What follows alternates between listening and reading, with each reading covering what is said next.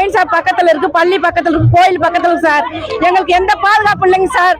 இப்போ பசங்க வீட்டுல ஜாமான் இருக்கிறது, வீட்டுல கலவை போறது, ஆண் பொண்ணு எங்க பொம்பளை பிள்ளைக்கு ஒரு பாதுகாப்பு இல்லை சார். முக்கால்வாசி எங்களுக்கு ஆம்பளையோட வாழ்க்கை பொம்பளைக்கு இல்லாம சில பெண்கள் பூராமே மாலாவட்டியா தான் சார் இருக்காங்க. யாரும் பொழைக்கவே இல்லை சார், பொழைக்கவே இல்லை சார். எங்க பொம்பளை பூராமே அவங்க பொம்பளை பூரா தனியா தான் இருக்காங்க சார். ஆம்பளை எல்லாம் ஒயின் ஷாப் தான் இருக்காங்க சார். எங்களுக்கு ஒரு முயற்சி பண்ணி இந்த ஒயின் ஷாப் எடுக்கிறதுக்கு எங்களுக்கு வழி பண்ணுங்க சார். சார் 2 வீடு ஒயின் ஷாப் பக்கத்துல தான் இருக்கு. எங்க பிள்ளைங்க வெளியில வந்து விளையாட முடியல. ஒயின் ஷாப் ஃபுல்லா வண்டியா நிப்பாட்டி வச்சுக்கிறாங்க. எங்க அண்ணன் இப்ப 2 மாசம் தான் ஆகுது. எங்க அண்ணன் ஒயின் ஷாப்லயே குடிச்சு இறந்து போயிட்டாங்க.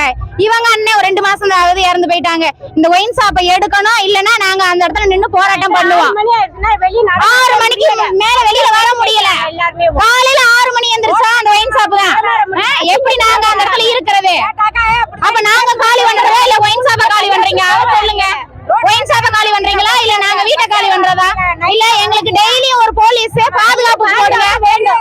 எங்களுக்கு பாதுகாப்பு வேணும். நாங்க 3 பொம்பளை பிள்ளை வச்சிருக்கோம். 2 வீட்லயுமே 3 பொம்பளை பிள்ளை வச்சிருக்கோம். இந்த பிள்ளைங்களுக்கு பொம்பளை பிள்ளைங்களுக்கு பாதுகாப்பு கிடையாது. எங்களுக்கு ஒயின் ஷாப்பை காலி பண்ணுங்க. 3 சென்டர் பாலம் வந்து சென்டர். இந்த பக்கம் ஒரு 200 மீட்டர்ல ஒரு ஸ்கூலு கோயில் இருக்கு. இந்த பக்கம் ஒரு கோயில் ஸ்கூல் இருக்கு. இந்த பக்கம் மொத்தம் 3 ஸ்கூலு 3 ஊர்லயுமே கோயில் இருக்கு. 8 ஊருமே வந்து போற இடம். அதனால வந்து ரொம்ப ஸ்கூல் பிள்ளைங்க பஸ் ஏற வர்ற பிள்ளைகளுக்குலாம் பெரிய தொந்தரவா இருக்கு. அதனால இந்த கடையை உடனடியாக காலி பண்ணி தருமாறு தனி பால்மையோட கேட்டுக்கொள்கிறேன்.